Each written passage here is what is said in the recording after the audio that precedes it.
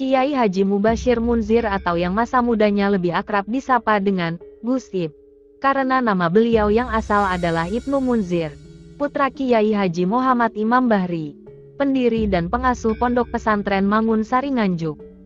Kiai Haji Mubashir Munzir adalah pendiri Pondok Pesantren Tahfizul Quran Maunah Sari yang beralamat di Jalan Kiai Haji Agus Salim nomor 8, Bandar Kidul, Kediri, Jawa Timur, tahun 1967. Sebagai seorang kiai karismatik kelahiran Yogyakarta itu, beliau sangat disegani oleh masyarakat, tentunya beliau mempunyai karomah. Pada tahun 1973, Kiai Haji Mubashir Munzir melepaskan masa lajangnya dengan menikahi Nyai Hajah Zuhriyah, putri Kiai Haji Munawir.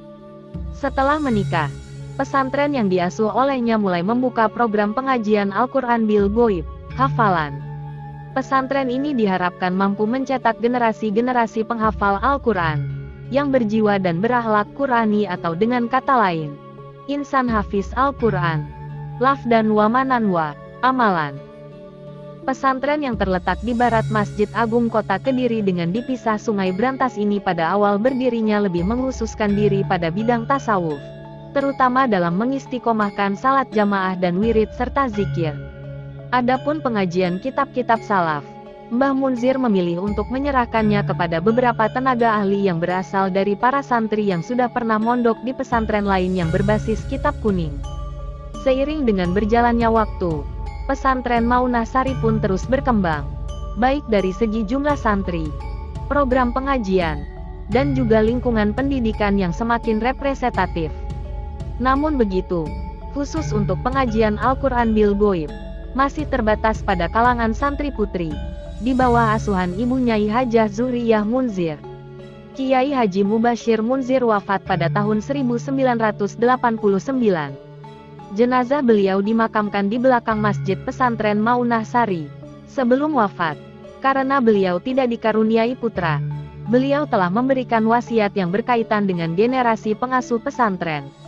Dan sesuai dengan wasiat beliau, yang disaksikan oleh ulama-ulama sepuh, tongkat estafet pengasuh diamanatkan kepada Kiai Haji Abdul Hamid Abdul Qadir yang saat itu dikenal dengan sebutan Gus Hamid.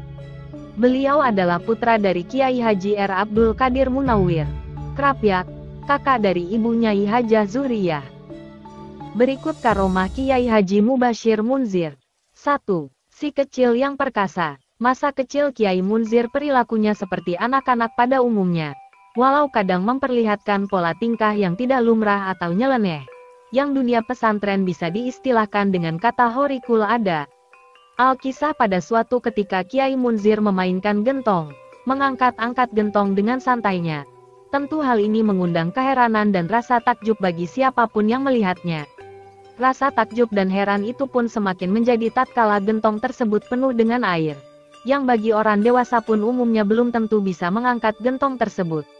Namun ternyata Kiai Munzir yang masih anak-anak itu bukan sekedar mengangkat, malah beliau memainkannya dengan santai laksana seorang pendekar atau jagoan kungfu, yang sedang memperlihatkan keahliannya. 2. Bisa terbang. Pola tingkah laku yang nyeleneh terjadi sampai Kiai Munzir tumbuh dewasa. Dikisahkan oleh seorang teman akrab beliau yang saat nyantri di pondok pesantren Semelo Perak Jombang. Kiai Munzir seorang santri yang gemar ziarah ke makam para wali. Sebagai seorang santri yang dekat atau akrab, si Kang santri itu sering diajak untuk menemaninya. Suatu ketika si Kang santri diajak ziarah ke Pesarean Mojo Agung, Jombang. Seperti biasanya perjalanan itu dilakukan dengan jalan kaki. Tapi ada yang beda pada perjalanan kali ini. Karena sebelum berangkat Kiai Munzir berpesan kepada si Kang santri tersebut agar tidak tolah-toleh dan selalu melihat punggung beliau dalam perjalanannya. Setelah beberapa saat dalam perjalanan, si Kang santri itu merasa seakan-akan melewati suatu kawasan yang banyak ditumbuhi rerumputan yang tinggi dan lembat.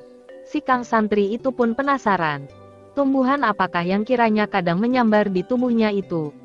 Saking penasarannya si Kang santri itu dalam perjalanannya sambil memetik beberapa helai daun atau rumput. Dan dia sempat memasukkan daun itu ke dalam saku bajunya.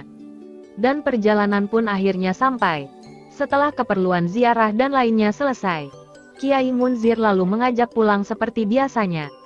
Setelah sampai di kamar, si Kang santri itu segera mengambil daun yang ada di saku bajunya untuk dilihat. Namun alangkah terkejutnya si Kang santri itu, karena ternyata bukan rumput yang dia temukan dalam sakunya melainkan daun kelapa yang masih muda. Dan si Kang santri itu pun melamun sambil bergumam, "La iki maula, diajak Gus Munzir lewat duhu rewit kelapa." 3. Memanggil pucuk pohon bambu. Di suatu daerah Jombang, saat Kiai Munzir sedang melaksanakan riyadloh dan sebagaimana biasanya, hari itu pun diisi dengan terus-menerus salat. Kebetulan di tempat itu ada santri yang bisa dibilang santri nakal, dan dia tahu bagaimana disiplinnya Kiai Munzir menjaga kebersihan. Di saat beliau sedang menunaikan salat, santri nakal itu sengaja berniat untuk ngerjai dengan cara pakaian beliau yang dijemur di depan musola sebagai lap. Hal itu ternyata diketahui oleh beliau. Karena itu setelah selesai salat beliau langsung mencuci dan menjemur pakaiannya untuk kemudian salat lagi. Namun saking nakalnya si santri tersebut mengulangi perbuatannya untuk ngerjain Kiai Munzir. Saat itulah, setelah salat Kiai Munzir mencuci pakaian tersebut. Namun kali ini beliau menjemur pakaiannya dengan cara yang nyeleneh. Bagaimana tidak nyeleneh? Usai mencuci pakaian beliau melambaikan tangannya ke pohon bambu yang berada di depan musola seakan-akan memanggilnya. Dan anehnya lagi bambu itu seolah paham dan pohon itu tiba-tiba menunduk dan selanjutnya berdiri tegak kembali. Setelah jemuran pakaian beliau dititipkan pada pucuknya. 4. Mengetahui barang yang tidak halal. Pada saat berdirinya pondok pesantren dan jumlah santrinya masih sedikit, hubungan antara pengasuh dan santri sangat dekat dan akrab. Terlebih lagi antar hubungan santri. Sehingga yang namanya masak bersama adalah suatu kebiasaan yang paling digemari, tidak jauh beda dengan kondisi Maunah Sari tempo dulu. Suatu ketika dalam acara masak bersama, Kiai Munzir diaturi untuk kerso makan bersama. Masakan, karya, bersama yang dikomandani Kang Sarwan. Saat itu dilengkapi dengan lauk ikan lele. Sungguh sebuah menu yang cukup istimewa bagi santri tempo dulu. Pada saat makan bersama itu, tampak para santri menikmati masakan itu dengan nikmatnya. Namun lain halnya dengan apa yang dirasakan Kiai Munzir, karena beliau merasakan ikan lele tersebut sangat pahit sekali. Kemudian Kiai Munzir bertanya kepada santri, "Kok rasanya begini, kenapa? Pasti ada yang gak beres," dawuh Kiai Munzir. Setelah diusut ternyata ikan lele yang dimakan tadi berasal dari kubangan yang airnya mengalir dari rumah tetangga dan kemungkinan ikan subhat itu berasal dari sana pula. Subhanallah. 5. Mengetahui apa yang dikerjakan santrinya. Lain lagi dengan cerita pada masa awal berdirinya pondok pesantren Maunah Sari. Kegiatan yang ditekankan bukanlah mengaji kitab atau pelajaran-pelajaran yang bersifat teori. Akan tetapi amalan-amalan salat sunnah dan wiritan. Sementara itu aturan pondok pun belum tersusun secara rapi. Pokoknya, opo dawuh heyai, itulah aturannya. Sehingga keluyuran malam termasuk agenda harian para santri awal. Salah satunya adalah seorang santri berasal dari Nganjuk. Si santri ini, saat itulah tergolong santri yang sedengan. Selain senang dengan keluyuran malam, terkadang juga masih ditambah dengan acara enjaraki anak perempuan atau melakukan hal-hal lain khas anak muda dalam turnya yang terkadang tidak cocok dengan etika santri.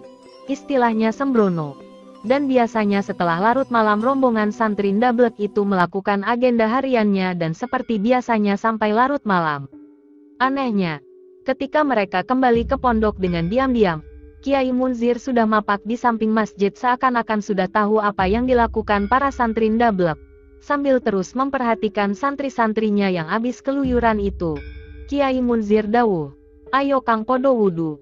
Kang santri pun menjawab, "Enggak Kiai," dengan rasa takut dan heran kepada kiainya itu.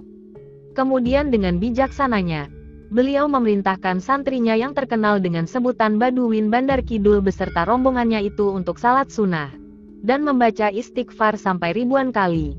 Bahkan terkadang tiada batasan, hingga nanti kalau disuruh berhenti barulah selesai hukuman tersebut. 6. Tahu kalau seorang berhadats. Pada saat peringatan haul Kiai Haji R. Fatah Mangun Sari Tulung Agung, pernah terjadi peristiwa menarik yang bisa kita jadikan sebagai pelajaran. Ceritanya pada saat prosesi acara sedang berlangsung. Saat itu hadirin sedang membaca diba bersama-sama. Sedangkan Kiai Munzir berada di makamnya Mbah Fatah. Namun ketika pembacaan tiba, baru berjalan separuh beliau mendatangi majelis tersebut sambil dawuh, wis mandek ndisik ojo diterusne. Setelah jamaah berhenti beliau kembali lagi ke pesarean. Hadirin saling bertanya, ada apa kok Kiai Munzir sampai menyuruh pembacaan tiba dihentikan? Akhirnya ada seorang kiai yang mengusulkan agar semua jamaah yang ikut majelis dibaan itu mengambil wudhu dan memulai dibaan dari awal lagi, dengan niat sungguh-sungguh dan ikhlas. Setelah usul itu dilaksanakan, kira-kira pembacaan diba, baru sampai pertengahan beliau mendatangi majelis itu lagi sambil dawuh, lah, yo ngono, sing apik, sing tenanan. Suatu ketika lurah pondok yang bernama Ibnu Alwan mengumandangkan azan. Tiba-tiba beliau mendatanginya seraya menegur, sampean azan durung wudu ya. Spontan Ibnu Alwan terkejut dan gugup sambil menjawab, ampun Pak Kiai. Lalu beliau berkata, sampean arusah goroh. Ketika Kiai Munzir berkata seperti itu Ibnu Alwan pun merasa malu. Karena kenyataannya memang belum berwudu. Ada cerita lain. Suatu ketika ada seorang pekerja yang sedang mengecat Masjid Maunah Sari. Tiba-tiba beliau mendatanginya. Lalu mengusir dan menggantinya dengan orang lain. Usut punya usut. Ketika mengecat si pekerja tersebut ternyata dalam keadaan hadat besar dan belum mandi jinabat, junub. Entah dengan bagaimana beliau mengetahuinya. 7. Tahu jodoh seseorang.